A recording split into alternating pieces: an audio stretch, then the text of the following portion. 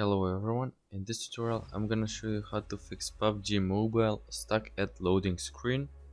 So basically this is gonna be an easy and a quick tutorial, and before we start I just want to say subscribe to my channel. And now we can start.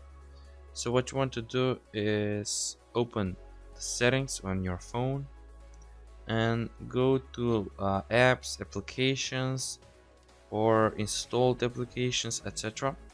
So for me it's in the app settings, it's in installed apps, and now what you want to do is find PUBG. Okay, so there it is, and the next thing you want to do is click on it. So open the application, and now what you want to do is clear data. So you want to click on the button that says clear data, and you want to clear all data, not just the cache. And it says all app data including file settings, accounts, databases and cache will be permanently deleted, and click on OK.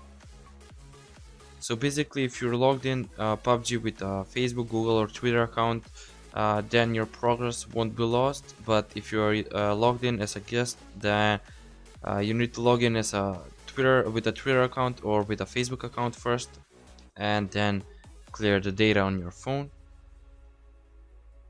And basically that's it. Thanks for watching. Please subscribe, like and comment.